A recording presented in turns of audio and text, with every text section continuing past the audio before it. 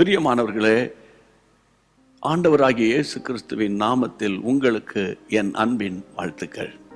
கர்த்தர் நல்லவர், அவருடைய கிருபை என்றும் உள்ளது.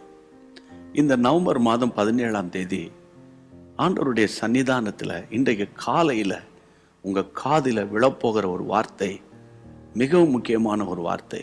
கலாத்தியர் 5ஆம் அதிகாரம் 22 ஒரு விசேஷித்த ஆவியின் கனி, அதுதான் நீடிய பொறுமை. ஆமென். பரிசுத்த ஆவியானவர் தான் அதை நமக்கு கொடுப்பார். ஆவியானவருக்குள் மறைந்திருக்கிறது தான் ஆவியின் கனி. அந்த ஆவியின் கனிகளில் ஒன்று நீடிய பொறுமை. கர்த்தருக்கு ஸ்தோத்திரம். அவசரப்பட்டு சில காரியங்களை செய்வதனால சில இழப்புகள், சில கஷ்டங்கள், சில நஷ்டங்கள், சில போராட்டங்கள், அந்த போராட்டம் தொடர்ந்து கொண்டே வருகிறது இல்லையா? ஆனால் இன்னைக்கு ஆண்டவர் உங்களுக்காக கொடுக்கிற வார்த்தை நீடிய பொறுமை. அது ஆவியானவர் தான் கொடுக்க முடியும். பொறுமையினால் உங்கள் ஆத்துமாக்களை காத்துக்கொள்ளுங்கள் என்று வேதம் சொல்லுகிறது. அதனால் திடீர்னு டிசிஷன் எடுக்காம கொஞ்சம் தேவனுடைய கரத்தில் ஒப்பு கொடுத்து இன்னும் கொஞ்சம் ஜெபிச்சிருவோம், இன்னும் கொஞ்சம் ஆண்டவருடைய சத்தத்தை கேட்போம், இன்னும் கொஞ்சம் வெயிட் பண்ணுவோம் அப்படின்னு நீங்கள் வீட்டு காரியம், பிள்ளைகள் காரியம், தொழிலுக்கு அடுத்த காரியம், ஊழியம் செய்கிறவங்களுக்கு சொல்கிறேன், ஊழியத்துக்கு அடுத்த காரியம், இன்னும் பொருளாதார சம்பந்தமான காரியத்துக்கு இன்னும் கொஞ்சம் டைம் கொடுத்து வெயிட் பண்ணி பாருங்கள். தேவனுடைய பலத்த நடத்துதல் உங்களுக்கே பிரமிப்பாக இருக்கும். அதுக்காக தான் இந்த கிருபை நமக்கு வேணும்னு, உங்களுக்கு வேணும்னு ஆவியினால் ஏவப்பட்டு நான் சொல்கிறேன். ஓகே, இந்த கிருபைக்காக நம்ம என்ன செய்யணும்? இப்போ ஜெபம் பண்ணணும். ஆண்டவர் சொன்னார், கேட்கிற எவனும் பெற்றுக்கொள்கிறான். ஒரு ஜெபம் பண்ணிடுவோம். தேவனை நோக்கி பாரத்தோடு ஜெபம் பண்ணலாம். எனக்கு பொறுமையை நான் இழந்து போய் அவசரப்பட்டு நிறைய விஷயங்களை மிஸ்டேக் பண்ணியிருக்கிறேன். ஆனால் இனிமேல் நான் அப்படி பண்ணக்கூடாது ஆண்டவரே. அவசரப்பட்டு சில விஷயத்தை பேசியிருக்கிறேன்.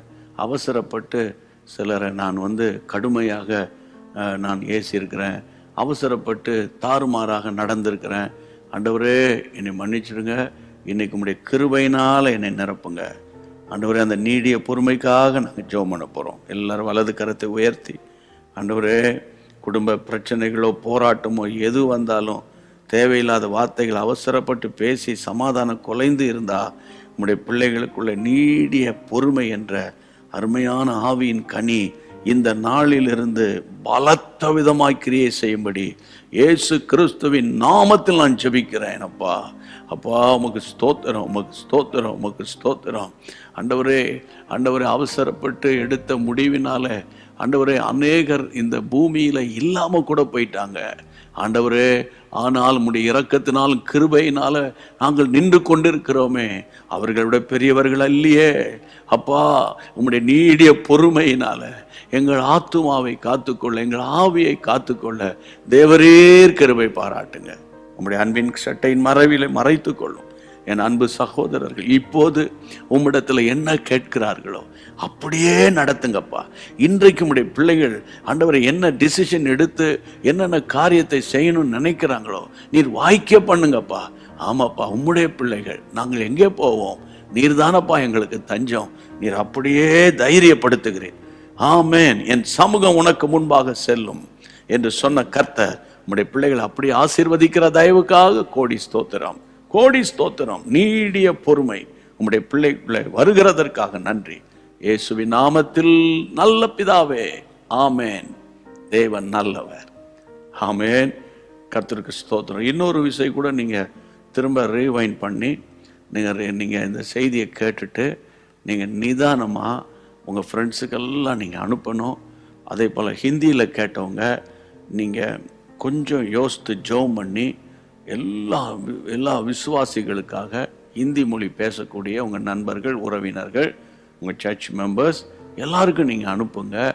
அனுப்பிட்டு ஒரு 2-3 மணி நேரம் கழித்து நீங்கள் கேட்டிங்களே கர்த்தர் உங்களோட பேசினாலும் விசாரிங்க. அப்போ அவங்களுக்கு இன்னும் சந்தோஷமாக மாறிடும்.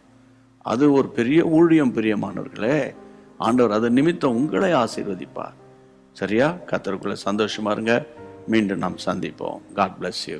அன்பான தேவனுடைய பிள்ளைகளே, இச்செய்தி உங்களுக்கு மிகுந்த ஆசீர்வாதமாக இருந்ததென்று நாங்கள் நம்புகிறோம். தொடர்ந்து எங்கள் செய்திகளை கேட்டு கர்த்தருக்குள் ஆசிர்வதிக்கப்பட ஜீசஸ் மீட்ஸ் மினிஸ்ட்ரீஸ் என்கிற எங்கள் யூடியூப் சேனலை சப்ஸ்கிரைப் செய்யுங்கள். மேலும் உங்கள் ஜெப உதவிக்கு எங்களோடு நீங்கள் தொடர்பு கொள்ள வேண்டிய தொலைபேசி எண் 9841252836 மற்றும் 7299546363. Email gpsrobinson@hotmail.com. கர்த்தர் உங்களை ஆசிர்வதிப்பாராக.